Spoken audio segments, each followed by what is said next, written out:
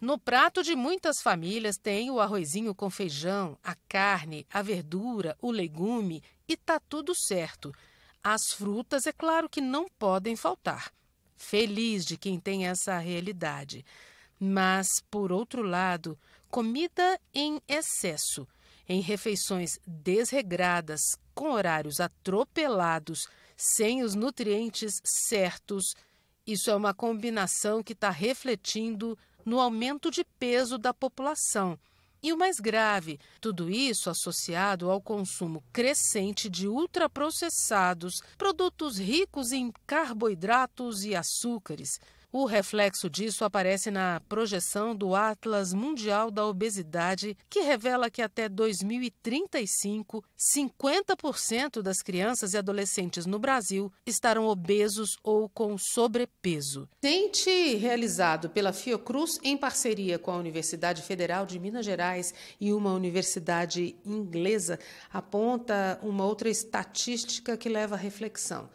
Um aumento de 2,7% na obesidade entre crianças de 5 a 10 anos, no grupo dos meninos.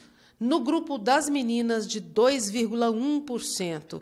Isso acende uma luz vermelha nesse universo. E aí é preocupação para a escola, para a família. Eu vou conversar com a Ana Paula Damasceno, que é nutricionista materno-infantil. Quando começar o cuidado? Esse cuidado ele é importante que comece lá no início, lá na introdução alimentar. Quando a gente faz uma introdução alimentar bem feita, respeitando principalmente os limites da criança, muita coisa lá na frente pode ser evitada. Com a situação do comportamento alimentar das famílias hoje em dia, a gente vê uma ligação direta com essas estatísticas? Com certeza. Hoje a gente tem famílias que comem muito fora, que pedem muita comida e principalmente que não cozinham a comida da família em casa e que também tem uma biodisponibilidade imensa de industrializados em casa. E isso faz muita diferença na alimentação das crianças. Os açúcares, carboidratos, a presença frequente disso? Com certeza. Quando a gente pensa em obesidade, é importante a gente falar sobre alimentos hiperpalatáveis. Esses alimentos são industrializados e são aqueles que mudam totalmente a percepção da criança sobre o alimento. É um exemplo de uma bolacha de morango. Dificilmente a gente consegue comer um morango depois de comer uma bolacha de morango, porque o sabor é bem diferente, né?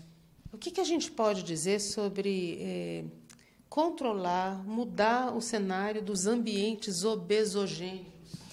A gente precisa pensar que em casa a criança tem que ter um acesso fácil para alimentos bons. O que a gente vê muito é em cima da bancada sempre ter bolacha, sempre ter biscoito de fácil acesso para a criança. A gente precisa limitar esse acesso e ter, por exemplo, quando a criança for abrir a geladeira, a primeira coisa que ela vê é ser frutas. Porque é fácil comer fruta. Mas se ela vê primeiro alguma coisa que não seja tão saudável, ela vai pegar esse alimento. Mas tem que ter muita sabedoria também, imagino, nesse processo todo, porque, como você diz, não para crianças. Sim, isso é muito difícil, a gente precisa ter essa consciência, porque dizer muitos nãos também é ruim, porque lá na frente pode gerar transtornos para a criança. Então, o que a gente precisa ser, em primeiro lugar? Exemplo. A gente precisa dar esse exemplo para a criança, para que ela veja e também se inspire. A gente comendo chocolate, é claro que ela vai querer comer, mas se a gente comer uma fruta com uma boca muito boa e falando, nossa, que delícia, isso vai fazer bons hábitos na criança.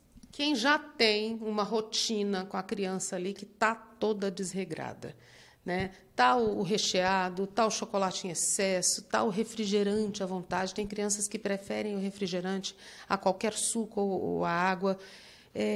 O que fazer para mudar isso? Vamos dar umas dicas assim práticas? Primeiro, a gente tem que entender que é devagar. A gente não consegue mudar isso da noite para o dia, todo o cenário.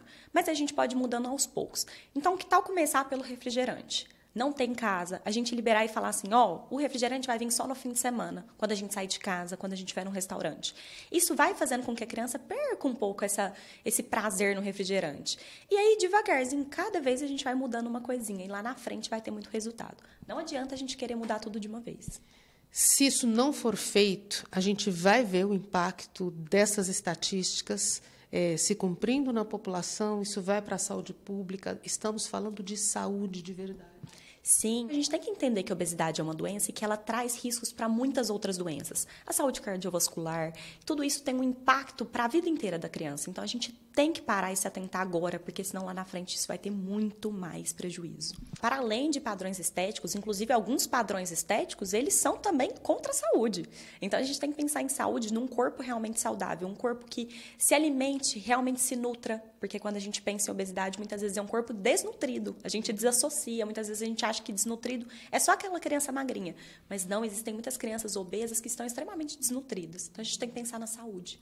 Nutrientes certos, movimento, e isso tem que estar no prato de todas as famílias. Com certeza. Você falou de movimento, é muito importante a gente entender também a importância da atividade física nesse contexto geral. Hoje a gente tem crianças muito atelas, muito dentro de casa. Então a gente precisa dar um jeitinho das crianças estarem inseridas em ambientes que proporcionem esse movimento para que também evite essa doença. Viu só? Que a gente falou no início? Questão de obesidade, de vencer isso, de mudar esse cenário, essa estatística, passa pelas famílias, pelas autoridades públicas, pelas escolas, todo mundo dando as mãos. Obrigada, viu, Ana Paula, pelas informações, pela participação com a gente aqui no programa.